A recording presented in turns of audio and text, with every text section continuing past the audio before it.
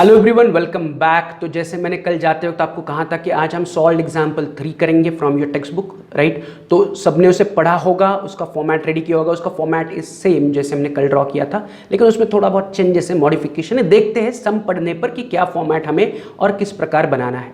तो वो कह रहे थे balance sheet of Shyam Traders Pune is as follows, partner share profit losses as 5:2:3। तो ये ओल्ड रेशियो है श्याम ट्रेडर्स का। अब श्याम ट्रेडर में कौन कौन पार्टनर है? तो लायबिलिटी में देखो Rambha, Menaka, Urvashi. Who are the partners? Rambha, Maneka and Urvashi are the partners. और उनका प्रॉफिट शेयरिंग रेशियो है Rambha 5, Menaka 2 and Urvashi 3। 5:2:3 is their profit sharing ratio, right. तो लायबिलिटी में तीनों का कैपिटल है, क्रेडिटर्स से बिल्स पेएबल, जनरल रिजर्व है। एसेट्स में plant and machinery, building, stock, debtors less RDD, debtors से ऑलरेडी वो आरडीडी कट कर चुके हैं, एंड बैंक। तो नॉर्मल रेगुलर आइटम से कुछ इसमें नया नहीं है, राइट। बट हो क्या रहा है? तो नीचे उन्होंने कहा है कि Menaka retired from the business on 1 April 2019 on the following terms and the assets were revalued as under stock at 28,000। तो स्टॉक जितना है उसे 28,000 करना है। तो स्टॉक हमारे पास है 20,400, उसे बढ़ाना है, right. Building is appreciated by 10%, building 40,000 की, उसे 10% से बढ़ा दो। RDD to be increase up to 1,000, तो आरडीडी 800 है, 800 में हमें 200 और ऐड करने, यानी कि 2000 से आरडीडी बढ़ानी है। फिर plant and machinery to be depreciated by 10%, तो जो प्लांट एंड मशीनरी 32,000 की, उसे हमें डेप्रिसिएट करना है। तो ये सिंपल रेगुलर एडजस्टमेंट है जो हमने एडमिशन के वक्त भी किए हैं। तो रिटायरमेंट में फिर से वही है, एसेट्स को रिवैल्यू करो, बढ़ाओ या कम करो। दूसरा एडजस्टमेंट वो कह रहे हैं the goodwill of retiring partner is valued at 8,000। तो वहां पर वो बोल रहे हैं कि जो रिटायरिंग पार्टनर है, हु इज रिटायरिंग? मेनका। तो मेनका का गुडविल 8,000 है, तीनों का मिला के 8,000 नहीं है, सिर्फ मेनका का है, राइट। अंडरलाइन दैट कि रिटायरिंग पार्टनर का गुडविल इज 8,000, मेनका का गुडविल इज 8,000। एंड उन्होंने कहा है कि the remaining partner decided that the good will be written back in the new profit sharing ratio which will be 5:3। तो मेनका के जाने के बाद आगे business Rambha and Urvashi conduct करेंगे, एंड उस नए बिजनेस में उनका नया रेशो होगा 5:3। तो 5:3 इज देयर नया रेशो, राइट। तो यहां पर गुडविल के एडजस्टमेंट पर स्टार करो, राइट। सिंपल है, जब हम सॉल्व करेंगे तो इसमें ज्यादा डिफिकल्टी नहीं है। तो वो कह रहे हैं कि 8,000 जो गुडविल है वो रिटायरिंग पार्टनर यानी कि मेनका का है, वो उसको देना है, राइट। एंड रिटायरिंग पार्टनर छोड़ के बची हुई जो दो पार्टनर है, कंटिन्यूइंग पार्टनर, इस गुडविल को इमीडिएटली राइट ऑफ करेंगे। तो राइट ऑफ हमने ऑलरेडी सीखा हुआ है, फिर से यहां पर देखते हैं कि क्या इफेक्ट होगा। Is it clear? तो पहली एडजस्टमेंट में आपको सारे एसेट्स को रिवैल्यू करना है, दूसरे में वो कह रहे हैं गुडविल को आपको एडजस्ट करना है, राइट। 8,000 मेनका का गुडविल है एंड उसे राइट ऑफ भी करना है। तो दो पार्ट से उसमें सॉल्व करते हैं। थर्ड एडजस्टमेंट वो कह रहे हैं amount due to Maneka is to be transfer to her loan account. तो मेनका को जितने पैसे देने हैं वो हम अभी नहीं दे सकते हैं, तो उसका पूरा का पूरा अमाउंट उसके लोन अमाउंट में ट्रांसफर करना है या लोन अकाउंट में ट्रांसफर करना है। कल वाले क्वेश्चन में याद है, तो जो प्रधान रिटायर हो रहा था, प्रधान को हमने 5,000 दिए, बाकी का पैसा लोन में ट्रांसफर किया। तो कल हम प्रधान को, रिटायरिंग पार्टनर को कुछ ना कुछ पैसा दे रहे थे। आज ऐसा नहीं कहा है उन्होंने कहा है कि पूरा का पूरा पैसा आप क्या करो, लोन अकाउंट में ट्रांसफर करो। तो जब मैं फॉर्मेट बनाऊंगा तो मुझे कैश या बैंक अकाउंट ड्रॉ करने की जरूरत नहीं, क्योंकि कैश आ भी नहीं है और जा भी नहीं रही है। कहीं पर भी क्वेश्चन में ये नहीं बोला है कि कैश पे करो या कहीं से कैश आ रही है। तो अगर आप कैश अकाउंट ड्रॉ भी करोगे तो उसमें एक भी एंट्री नहीं होगी, यस और नो। तो कैश अकाउंट ड्रॉ करोगे तो एक भी एंट्री नहीं होगी, तो ड्रॉ नहीं करोगे तो भी चलेगा, यस और नो। तो मैं क्या कर रहा हूं, फॉर्मेट को थोड़ा सा चेंज कर रहा हूं। पहले पेज पर मैं पहले लिख रहा हूं in the books of messrs Shyam Traders. उन्होंने यहां पर फर्म का नाम दिया है श्याम ट्रेडर्स, तो मैं लिख रहा हूं श्याम ट्रेडर्स। क्या बनाना है? तो क्वेश्चन में उन्होंने बोला था कि क्वेश्चन अगर आपके सामने, तो देखो profit and loss adjustment account, capital account and balance sheet of new firm. तो इसलिए पहले पेज पर मैं श्याम ट्रेडर के बुक्स में profit and loss adjustment and partners capital account बना रहा हूं। दो ही अकाउंट्स बना रहा हूं पहले पेज पर, एंड सेकंड पेज पर मैं बैलेंस शीट बना रहा हूं in the books of Rambha and Urvashi, जो आगे बिजनेस को कंटिन्यू करने वाले हैं, new firm balance sheet as on 1 April 2019। ये क्लियर है? तो इस बार मैंने क्या किया, मैंने बैंक अकाउंट नहीं बनाया या कैश अकाउंट नहीं बनाया, जरूरत ही नहीं है। बनाओगे तो भी उसमें कोई ट्रांजैक्शन होनी ही नहीं वाली है, ना कहीं पर पैसा आ रहा है ना कहीं से पैसा जा रहा है। तो अब बनाओगे भी तो उसमें कोई भी एंट्री नहीं होगी, राइट।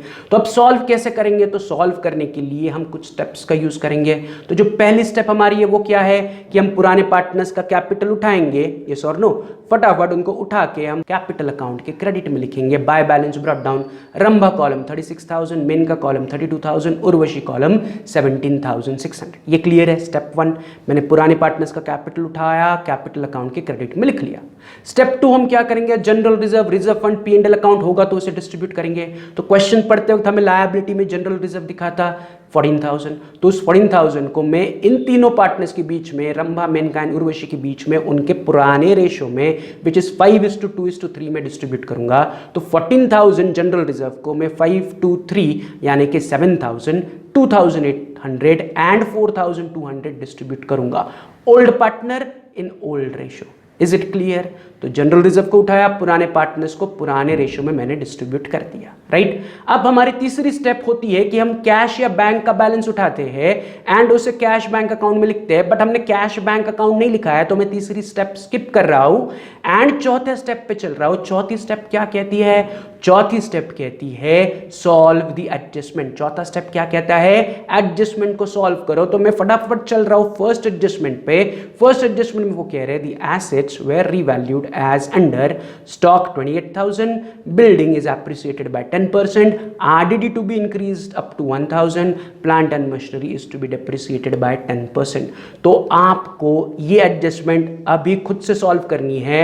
मैं आपको 10 मिनट का टाइम दे रहा हूं। पहली एडजस्टमेंट के 4 हिस्से आप खुद से सॉल्व करो। सिंपल है, स्टॉक को बढ़ाना है, बिल्डिंग को 10% से बढ़ाना है, आरडीडी पहले 800 थी उसे 1000 करना है, मशीनरी को डेप्रिसिएट करना है। सारी एडजस्टमेंट हमने इससे पहले बहुत बार रिपीट की हुई है।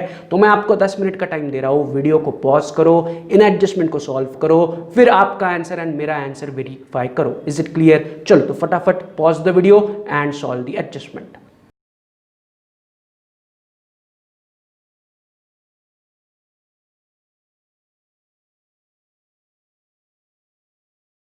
चलो तो सबने एडजस्टमेंट 1 सॉल्व की, राइट। मैंने कहा था कि एडजस्टमेंट 1 में 4 हिस्से हैं। स्टॉक को रिवैल्यू करो, बिल्डिंग को एप्रिसिएट करो, आरडीडी को इंक्रीज करो एंड प्लांट एंड मशीनरी को डेप्रिसिएट करो। तो आई गेस ये एडजस्टमेंट सबने सॉल्व किया होगा। इजी सिंपल एडजस्टमेंट है। फटाफट आपका आंसर और मेरा आंसर कंपेयर करते हैं, राइट। तो पहला एडजस्टमेंट 1 में उन्होंने कहा है कि स्टॉक को आपको 28,000 करना है। तो मैं पुराने बैलेंस शीट में देख रहा हूं, मेरे पास स्टॉक है 20,400, राइट। तो बैलेंस शीट में स्टॉक है 20,400 एंड एडजस्टमेंट में वो कह रहे हैं कि स्टॉक की वैल्यू 28,000 करो। नथिंग बट मुझे स्टॉक को एप्रिसिएट करना है बाय 7,600। यस और नो? पुराना स्टॉक है 20,400, नया स्टॉक है 28,000। तो दोनों का डिफरेंस 28,000 माइनस 20,400, 7,600 से मुझे स्टॉक को एप्रिसिएट करना है। तो फटाफट इसका इफेक्ट देते हैं। पुराने बैलेंस शीट से स्टॉक उठाओ, नए बैलेंस शीट के एसेट्स में आ जाओ, वहां पर लिखो स्टॉक, इनर कॉलम में 20,400, इमीडिएटली नेक्स्ट लाइन पर लिखो प्लस एप्रिसिएटेड या एप्रिसिएशन 7,600, दोनों मिला के नई वैल्यू स्टॉक की बन जाएगी 28,000, राइट। तो स्टॉक मैंने बढ़ाया, एप्रिसिएट किया, उसे 28,000 पे लेके गया। या स्टॉक को एप्रिसिएट करने पर हमारा फायदा होगा या नुकसान होगा? Answer is stock is our asset, asset बढ़ने पर हमारा फायदा है। तो इस फायदे को मैं उठाऊंगा एंड रिवैल्यूएशन के क्रेडिट में लिखूंगा as by stock 7,600 is my profit. Yes और नो? तो स्टॉक एप्रिसिएशन का डबल इफेक्ट हुआ। पुराने स्टॉक में मैंने 7,600 बढ़ाए on the asset side and revaluation के क्रेडिट में लिखा एज माय प्रॉफिट। यहां तक क्लियर है, राइट। चलते हैं इसी एडजस्टमेंट के सेकंड पार्ट पर जिसमें वो कह रहे हैं बिल्डिंग इज एप्रिसिएटेड बाय 10%। तो चेक करो पुराने बैलेंस शीट में कितने की बिल्डिंग है? 40,000। उसे मुझे 10% से एप्रिसिएट करना है यानी कि बढ़ाना है। तो सिंपली मैं पुराने बैलेंस शीट से 40,000 की बिल्डिंग उठा रहा हूँ, एसेट्स में लिख रहा हूँ बिल्डिंग 40,000। नेक्स्ट लाइन पर इमीडिएटली मैं लिख रहा हूँ प्लस एप्रिसिएशन 10% दैट इज 4,000।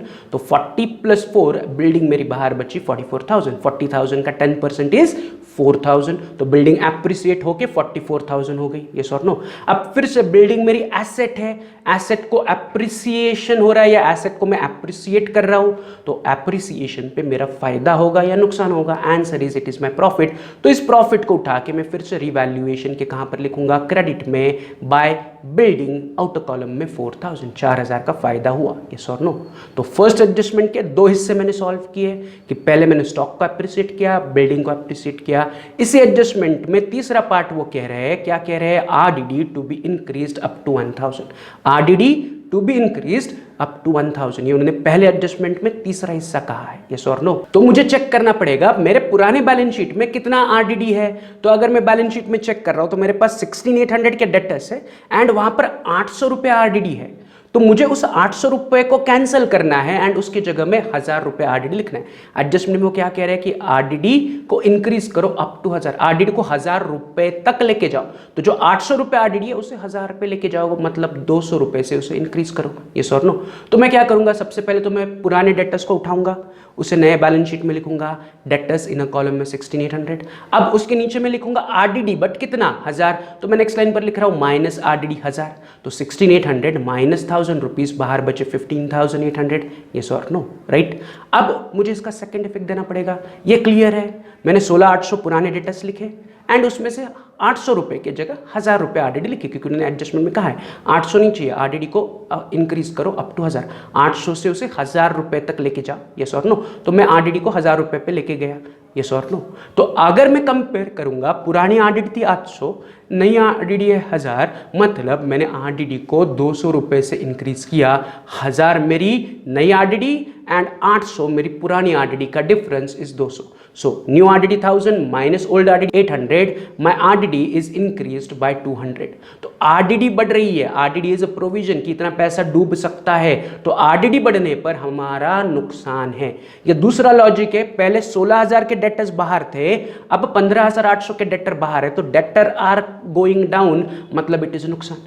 यानी कि nothing but simply what can I से, आरडीडी बढ़ने पर आपका नुकसान है। तो नुकसान हम कहाँ रिकॉर्ड करेंगे, रिवैल्यूएशन के डेबिट में मैं लिखूंगा टू आरडीडी 200, यस और नो। आरडीडी इंक्रीज हुई, नुकसान बढ़ा, तो नुकसान बढ़ने पर रिवैल्यूएशन के डेबिट में टू आरडीडी 200, ये क्लियर है। तो यहां पर हमने पहले एडजस्टमेंट का तीसरा हिस्सा कंप्लीट किया।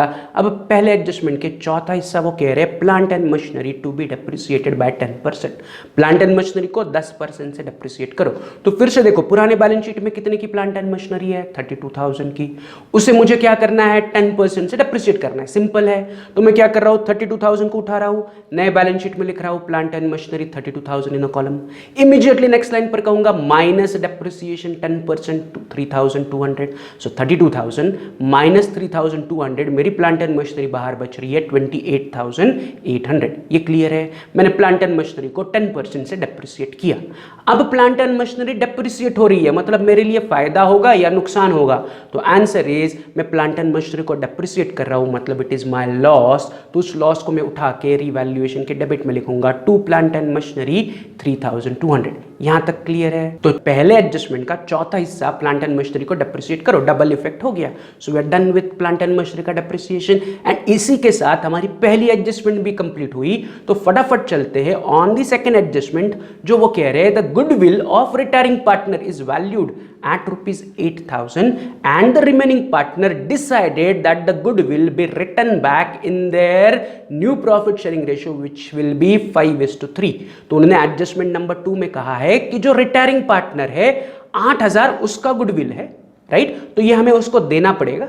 एंड जो नए पार्टनर है या जो कंटिन्यूइंग पार्टनर है, उन्होंने डिसाइड किया कि इस गुडविल को हमें राइट ऑफ इमीडिएटली करना है, मतलब इसे बैलेंस शीट में रिकॉर्ड नहीं करना है। अगर आपको याद है तो कल के क्वेश्चन में उन्होंने आपको फर्म का गुडविल दिया था, तो हमने फर्म का गुडविल तीनों पार्टनर्स को क्रेडिट किया एंड उसका सेकंड इफेक्ट हमने एसेट्स में लिखा, या उल्टा, पहला इफेक्ट हमने उसे एसेट्स में लिखा, रेज किया, एंड दूसरा हमने उसे पुराने पार्टनर्स यानी कि तीनों पार्टनर्स के बीच में पुराने रेशियो में डिस्ट्रीब्यूट किया। बट आज गुडविल का एडजस्टमेंट कुछ और है, राइट। वो कह रहे कि जो 8,000 गुडविल है वो केवल रिटायरिंग पार्टनर का है, तो मुझे रिटायरिंग पार्टनर को 8,000 देने, तो ये मेरा पहला काम है। एंड उन्होंने कहा है कि इस 8,000 गुडविल को आपको इमीडिएटली क्या करना है, राइट ऑफ करना है। बट राइट ऑफ कौन करेंगे, जो कंटिन्यूइंग पार्टनर है, रिमेनिंग पार्टनर, बचे हुए पार्टनर्स, उन्होंने कहा कि हम इसे राइट ऑफ करेंगे इन द रेशियो 5:3। तो मुझे यहां पर दो चीजें सॉल्व करनी है, राइट। तो एक एक करके सॉल्व करते। पहले मैं क्या कर रहा हूं, मैं पहले 8,000 जो गुडविल है रिटायरिंग पार्टनर का उसे इफेक्ट दे रहा हूं, राइट। तो गुडविल ऑफ रिटायरिंग पार्टनर कितना है, 8,000। तो वो रिटायरिंग पार्टनर बिजनेस छोड़ के जा रहा है, तो हमें गुडविल उसको देना पड़ेगा, उल्टा ऑफ एडमिशन। एडमिशन में नया पार्टनर गुडविल लेके आता है, रिटायरमेंट में रिटायरिंग पार्टनर गुडविल लेके जाता है। तो जो 8,000 गुडविल मुझे रिटायरिंग पार्टनर को देना है, वो रिटायरिंग पार्टनर का क्या बनेगा, फायदा बनेगा, यस और नो? तो ये 8,000 गुडविल जो मुझे रिटायरिंग पार्टनर को देना है वो मैं रिटायरिंग पार्टनर के क्रेडिट में लिख रहा हूं as by goodwill retiring partner, यानी कि मेनका के कॉलम में आई एम राइटिंग 8,000। ये क्लियर है? तो रिटायरिंग पार्टनर का goodwill, who is retiring? Menka is retiring. तो मैंने गुडविल में से जो 8,000 वो पूरा का पूरा रिटायरिंग पार्टनर का है, उन्होंने खुद कहा है the goodwill of retiring partner is valued 8,000, yes और नो? तो जो 8,000 गुडविल है वो रिटायरिंग पार्टनर का है, वो पूरा उठाया एंड मैंने मेनका को क्रेडिट कर दिया बाय गुडविल मेनका के कॉलम में 8,000 रुपीज। ये मेरा पहला इफेक्ट हुआ, या एडजस्टमेंट का पहला हिस्सा हुआ कि रिटायरिंग पार्टनर का गुडविल इज 8,000। तो 8,000 गुडविल उठाया, रिटायरिंग पार्टनर को दे दिया, as simple as that, right? But अब वो कह रहे हैं कि जो पुराने पार्टनर से, या जो कंटिन्यूइंग पार्टनर है, नॉट पुराने पार्टनर, जो कंटिन्यूइंग पार्टनर है रंभा एंड उर्वशी ने कहा कि हम इस गुडविल को राइट ऑफ करेंगे। तो हमने एडमिशन में भी सीखा था गुडविल राइट ऑफ करना है, यानी कि इस 8,000 गुडविल को आपको बिजनेस से निकाल देना है। तो गुडविल राइट ऑफ करने पे नुकसान होगा, तो राइट ऑफ की एंट्री हम पार्टनर्स कैपिटल के डेबिट में लिखेंगे, यानी कि रंभा एंड उर्वशी को हम डेबिट करेंगे। बट 8,000 गुडविल में उनको नए रेशो में, यानी कि 5:3 में राइट ऑफ करूंगा। तो मैं सेकंड इफेक्ट दे रहा हूं पार्टनर्स कैपिटल की डेबिट में टू गुडविल। आप ब्रैकेट में आपके अंडरस्टैंडिंग के लिए पेंसिल से लिख सकते हो written off to goodwill, pencil से ब्रैकेट में लिखो रिटर्न ऑफ, मैंने नहीं लिखा है बट आप लिखो टू गुडविल ब्रैकेट में रिटर्न ऑफ। मैंने 8,000 उठाए रंभा एंड उर्वशी के बीच में 5:3, नथिंग बट 5,000 रंभा को एंड 3,000 उर्वशी को डिस्ट्रीब्यूट किया इन देयर न्यू रेशियो 5:3। आपको एडजस्टमेंट में दिया है कि रंभा एंड उर्वशी का कंटिन्यूइंग पार्टनर का नया रेशियो इज 5:3। तो जो गुडविल मैंने रिटायरिंग पार्टनर को क्रेडिट किया, इमीडिएटली उसका सेकंड इफेक्ट मैंने कंटिन्यूइंग पार्टनर को डेबिट कर दिया, राइट? तो यहां पर गुडविल का हमारा डबल इफेक्ट हो गया, यानी कि एडजस्टमेंट 2 हो गई। रिटायरिंग पार्टनर को 8,000 दे दिए और वो 8,000 गुडविल कंटिन्यूइंग पार्टनर ने अपने आप राइट ऑफ कर दिया। अगर ये राइट ऑफ नहीं कहते, वो ध्यान से सुनो, अगर वो ये राइट ऑफ करने की एंट्री नहीं कहते तो गुडविल का सेकंड इफेक्ट आता ऑन द एसेट, जैसे हमने कल किया था। Is it clear, right? तो आगे बढ़ते, यहां पर हमारा एडजस्टमेंट नंबर 2 कंप्लीट हुआ। चलते हैं एडजस्टमेंट नंबर 3। अब वो भी सिंपल है, वो कह रहे हैं amount due to Maneka is to be transferred to her loan account. जितना भी पैसा आपको मेनका को देना है वो उसके लोन अकाउंट में ट्रांसफर करो। मतलब मेनका को हम अभी पैसे देने में असमर्थ है, अभी हमारे पास पैसा है नहीं कि हम मेनका को दे सके, क्योंकि मेनका रिटायर हो रही है। तो मेनका जाते वक्त अपना बिजनेस से पैसा लेके जाएगी, बट हमारे पास अभी उतना पैसा नहीं है, तो हम मेनका के पैसे को लोन में ट्रांसफर करेंगे। तो हमें मेनका को बैलेंस करना पड़ेगा, मेनका कैपिटल को बैलेंस करके हमें मेनका का कैपिटल का डिफरेंस मिलेगा। लेकिन मैं डायरेक्टली मेनका को कैपिटल बैलेंस नहीं कर सकता हूँ, या मेनका का कैपिटल हमें तब जाके बैलेंस करना है जब हमारा रिवैल्यूएशन अकाउंट बैलेंस होगा। तो मुझे मेनका का बैलेंस चाहिए, बट मेनका का बैलेंस मुझे मेनका का कैपिटल बैलेंस करने के बाद मिलेगा। But can I immediately balance Menka का कैपिटल? आंसर इज नो, क्योंकि अभी भी मेरा रिवैल्यूएशन अकाउंट बाकी है बैलेंस करना। तो मुझे पहले रिवैल्यूएशन अकाउंट बैलेंस करना है, उसमें प्रॉफिट हुआ या लॉस हुआ है वो फाइंड आउट करना है, वो पार्टनर्स के बीच में डिस्ट्रीब्यूट करना है, फिर मेनका का कैपिटल बैलेंस करके मेनका के बैलेंस को हमें लोन में ट्रांसफर करना है। Is it clear? तो एज पर एडजस्टमेंट 3 जितना पैसा मुझे मेनका को देना है वो उसके लोन में ट्रांसफर करना है। इज करेक्ट कि मेनका का कैपिटल अकाउंट क्लोज करो, जो बैलेंस बचेगा वो मेनका के लोन में ट्रांसफर करो। बट मेनका का कैपिटल अकाउंट क्लोज करने से पहले I need to close revaluation account. उसका प्रॉफिट लॉस मेनका में आएगा, फिर मेनका क्लोज होगी। तो मेनका कैपिटल को क्लोज करने से पहले मैं रिवैल्यूएशन अकाउंट को बैलेंस कर रहा हूं। तो it is very simple task. देखो क्रेडिट साइड बड़ी है, डेबिट साइड छोटी है, तो अगर आप रिवैल्यूएशन अकाउंट को बैलेंस करोगे तो there is a revaluation profit of 8,200। Revaluation profit आ रहा 8,200।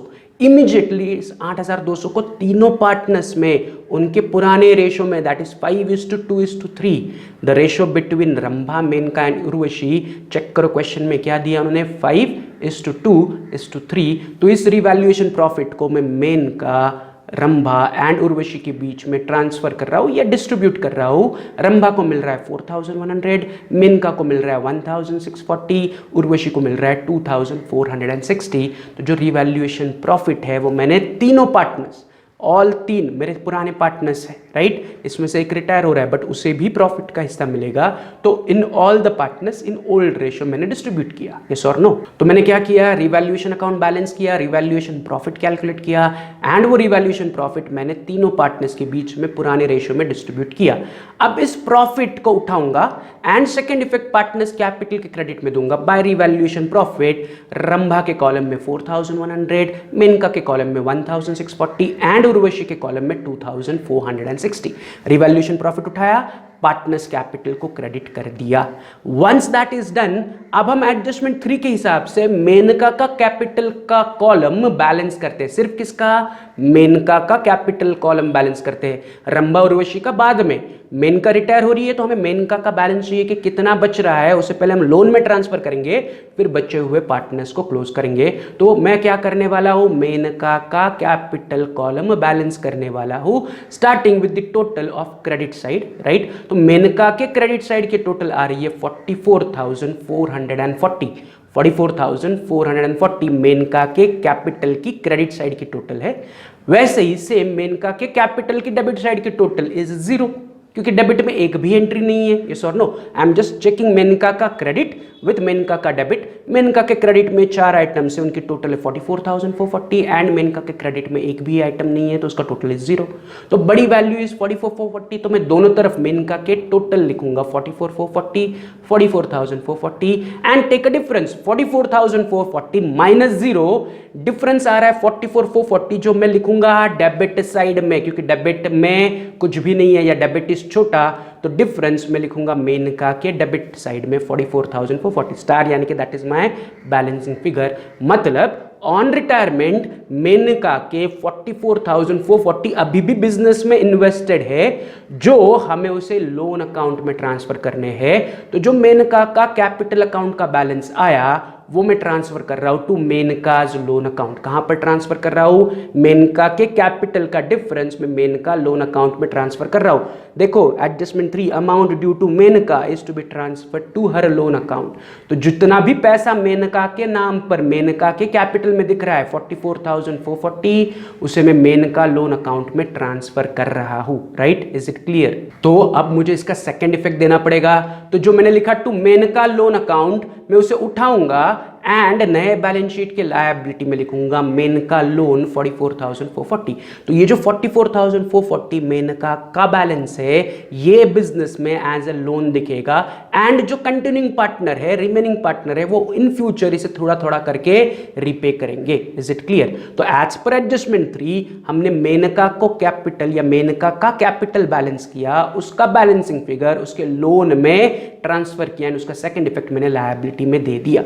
यहां तक क्लियर है। तो यहां पर हमारा एडजस्टमेंट 3 के हिसाब से अकाउंटिंग कंप्लीट हुआ। Is there any adjustment 4? Answer is no. तो अब मैं क्या करूंगा, बचे हुए दोनों पार्टनर्स को, यानी कि कौन कौन, रंभा एंड उर्वशी, इनको बैलेंस करूंगा। तो वो काफी आसान काम है, राइट। तो उनका बैलेंस अगर मैं करता हूं तो मुझे उर्वशी का बैलेंस मिल रहा है 21,260 एंड रंभा का बैलेंस मिल रहा है 42,100, राइट। उर्वशी का बैलेंस है 21,260, right. Credit minus debit, credit बड़ा है, माइनस डेबिट में एक ही आइटम है, तो डिफरेंस आ रहा है, उर्वशी कैपिटल का डिफरेंस आ रहा है, बैलेंसिंग फिगर आ रहा है 21,260 एंड रंभा का बैलेंसिंग फिगर आ रहा है 42,100। Is it clear. In balancing figure को मैं क्या कहूंगा, इन बैलेंसिंग फिगर को मैं कहूंगा to balance carried down, right. Nothing but after retirement of Menka, Rambha का 42,100 कैपिटल अभी भी बाकी है एंड उर्वशी का 21,260 कैपिटल अभी भी बाकी है। इन दोनों कैपिटल को मैं उठाऊंगा एंड फिर से नए लायबिलिटी में फर्स्ट लाइन पर लिखूंगा पार्टनर्स कैपिटल, अंडरलाइन करके Rambha 42,100 and Urvashi 21,260। Is it clear. तो पार्टनर्स कैपिटल अकाउंट क्लोज हुआ, उनका बैलेंस उठाया, मैंने लायबिलिटी में लिख लिया एज यूजुअल जैसे हम एडमिशन में करते थे वही, नथिंग न्यू, राइट। तो यहां तक क्लियर है। तो हमने जो 2 लेजर अकाउंट बनाए थे, रिवैल्यूएशन अकाउंट क्लोज हो गया, अभी पार्टनर्स अकाउंट क्लोज हो गया, तीनों पार्टनर्स क्लोज हो गए। सिर्फ इसमें हमने क्या किया, मेन का रिटायरिंग पार्टनर का अमाउंट मेन का लोन में ट्रांसफर किया, बचे हुए कंटिन्यूइंग पार्टनर का कैपिटल हमने लायबिलिटी में लिख लिया। So we are done closing the ledger accounts. अब मुझे क्या करना है, बैलेंस शीट को टैली करना है, लेकिन बैलेंस शीट को टैली करने से पहले मैं नई बैलेंस शीट पुराने बैलेंस शीट के साथ कंपेयर करूंगा starting with the liability side, right. तो लायबिलिटी में पहला आइटम पुराने बैलेंस शीट में था रंभा, मेनका एंड उर्वशी का कैपिटल।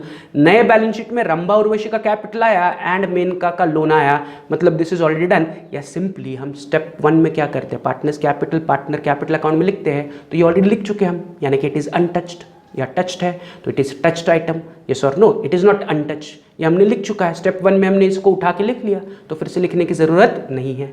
दूसरा आइटम उनके पास है क्रेडिटर्स। सो मुझे लायबिलिटी में कहीं पर क्रेडिटर्स दिख रहा है क्या, आंसर इज नो। तो मैं क्रेडिटर्स को उठाऊंगा, नए बैलेंस शीट के लायबिलिटी में लिखूंगा creditors 20,000 towards outer column, simple है। क्रेडिटर्स के बाद उनके पास था बिल्स पेबल, तो पुराने बैलेंस शीट में 1200 रुपए की बिल्स पेबल है, नए बैलेंस शीट में बिल्स पेबल दिख रहे हैं क्या, आंसर इज नो। तो बिल्स पेबल को उठाऊंगा, नए बैलेंस शीट में लिखूंगा bills payable 1,200, right. And last उनके पास लायबिलिटी में है जनरल रिजर्व, बट हम स्टेप 2 में जनरल रिजर्व तीनों पार्टनर्स में डिस्ट्रीब्यूट कर दिया, तो फिर से लिखने की जरूरत नहीं है, इसे इग्नोर करो। एंड चलो ऑन द एसेट्स साइड।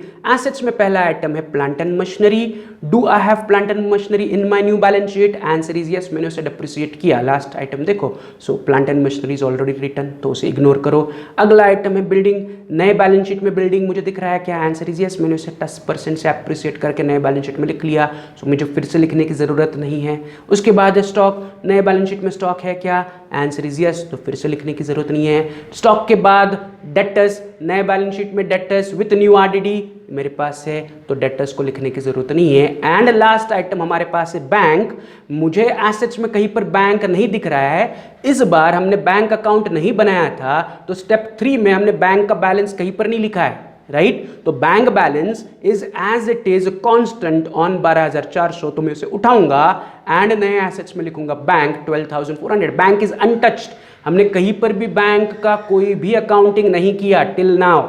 जितना भी हमने सम अभी तक सॉल्व किया, ये वाला सम, पिछले वाला सम नहीं, ये वाले सम में बैंक को हमने अभी तक हाथ नहीं लगाया, बैंक इज अनटच, तो मैंने उसे उठाया, नए बैलेंस शीट के एसेट्स में लिखा। एंड अब फाइनली क्या होना चाहिए, my balance sheet should get tally. तो अगर मैं टोटल कर रहा हूं तो लायबिलिटी में आ रहा है 1,29,000, एसेट्स में भी आ रहा है 1,29,000, तो 1,29,000 पे माय बैलेंस शीट इज टैलिंग। आपका भी होना चाहिए। अगर आपका बीच में कोई पार्ट मिस हुआ होगा तो आप क्या कर सकते हो, वीडियो को पॉज करके उन्हें सॉल्व करके फिर वीडियो को प्ले कर सकते हो। ये मैं बार बार बताने की जरूरत नहीं, उतना लॉजिक आपको लगाना चाहिए कि अरे सर आप आगे बढ़ गए मैं पीछे हूँ, तो आपके पास ऑप्शन है, मुझे पॉज करो, वीडियो को पॉज करो और फिर सॉल्व करो, यस और नो। चलो तो फिर आज का लेक्चर हमारा यहीं पर हो गया। आज हमने एग्जाम्पल नंबर 3 सॉल्व किया। कल हम आने के बाद होमवर्क के लिए मैं आपको दे रहा हूँ, उसका फॉर्मेट रेडी करो, जितना हो सके उतना करो। तो कल हम सॉल्व करने वाले हैं एग्जाम्पल नंबर 4, तो उसका जितना हो सके फॉर्मेट रेडी करो, राइट। पहले क्वेश्चन पढ़ो, फॉर्मेट रेडी करो एंड जितने स्टेप्स आप अप्लाई कर सकते हो उतना सॉल्व करो, यस और नो। हो सके तो आपका टैली भी हो जाएगा, अगर आप थोड़ा सा अपना लॉजिक यूज़ करोगे तो आप टैली भी कर सकते हो उसे, नथिंग, उसमें कुछ डिफिकल्टी नहीं है ज़्यादा, राइट। लेकिन अगर डिफिकल्टी आपको लग रहा है तो कल हम एक साथ उसे सॉल्व करेंगे, ठीक है। चलो तो have a good day, see you tomorrow in next lecture and हम सॉल्व करेंगे एग्जाम्पल नंबर 4। चलो तब तक have a good day, bye.